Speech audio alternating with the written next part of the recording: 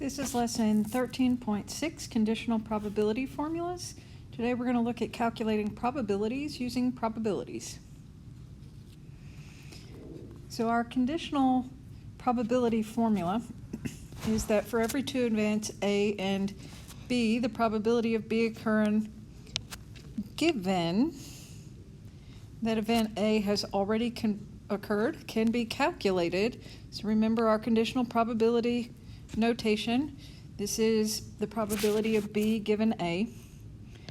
We use the probability of A and B happening together. And then for our total possible, we use the probability of A. So our given event is the total possible, and the combined probability is the favorable. You need to be careful when working with problems because occasionally, instead of seeing the word given, you will see also as an indicator. So that's the same type of problem. Also, this is not something that you can switch up the order of the information. So notice that the probability of A given B is not equal to the probability of B given A.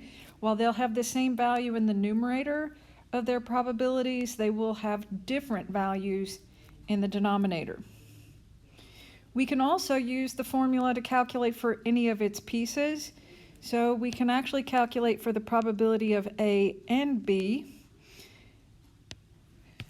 So it's in the top of our probability fraction. So to remove division, we use multiplication. So we multiply both sides of the problem by the probability of our given event. And so the probability of A times the probability of B given A will give us the probability of B times B and A. So here are some examples. So for this problem, in a study designed to test the effectiveness of a new drug, half of the volunteers received the drug, the other half of the volunteers received a placebo. This is a tablet or pill containing no medication. The probability of a volunteer receiving the placebo and having his or her health improve was 20%. So we're asked for the conditional probability of the volunteers' health improving given that they received the placebo. So we're going to look for the placebo and improving given that they were in the placebo group.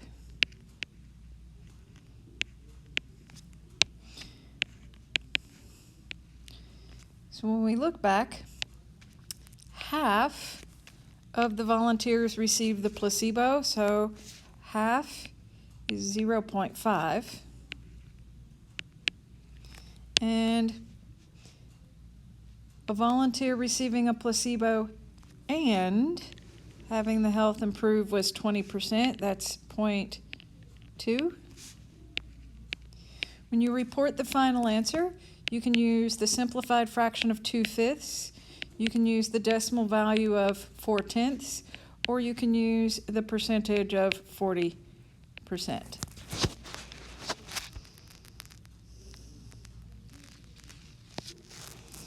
So this one, we're given several probability percentages in a survey of pet owners. 45% own a dog, 27% own a cat, and 12% own both a cat and a dog. The same survey shows that 5% of the pet owners own a dog, a cat, and at least one other type of pet. So we're going to look at two questions that are very similar. For the first conditional probability, we want the owner owns a cat and some other type of pet. So a cat and other, given, so there's our conditional, that they have a dog.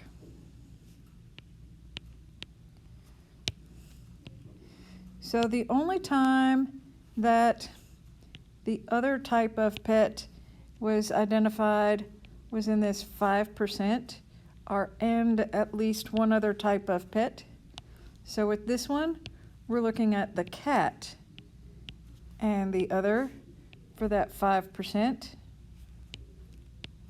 Keep in mind, we don't use percentages, we change them to decimals, so 5% is 0.05. And our dog owners are 45%, so that's 0.45. So as a simplified fraction, this is 1/9. It's approximately 0.111, which is approximately 11.1%. Same data, but different question. This time, we're going to look for the conditional probability that it is a dog and some other type of pet. So our dog and other. Given, so there's our condition, that they own a cat.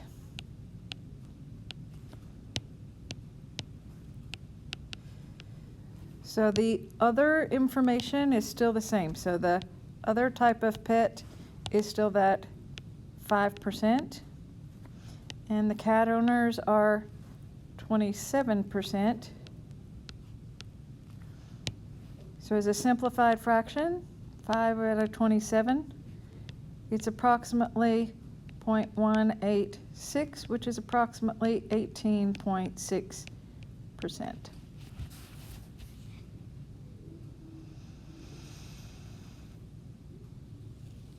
So this next one looks like it would be a relatively simple calculation, but it actually becomes quite complex, so you need to pay very close attention. A soccer team wins 65% of its games on muddy fields and 30% of their games on a dry field. The probability of the field being muddy for their next game is 70%. What is the probability that the team will win their next game? So we're looking for the probability of a win. The only thing is we have two win conditions. So they're either going to have muddy and win, or they're going to have dry and win.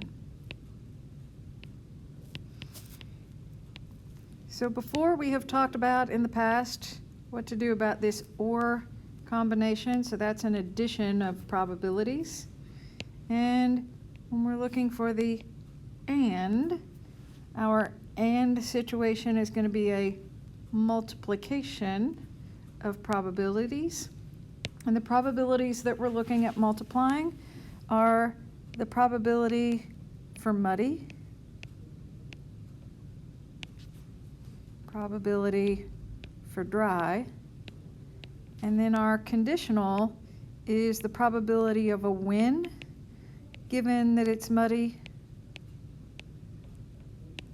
and the probability of a win given that it's dry. Now, they've given us most of this information, but to help us, it may actually help to make a tree diagram. So we have our weather conditions. So we have muddy versus dry. They tell us the probability of the field being muddy is 70%. 70% from 100 gives us a 30% chance then for it to be dry. For each of these weather conditions, we're either going to have a win or a loss.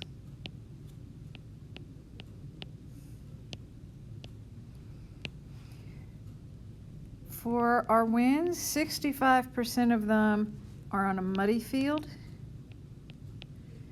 And our wins, we also get 30% on the dry field.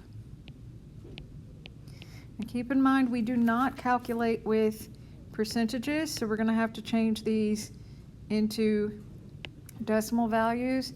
So the muddy is 0.7, the dry is 0.3.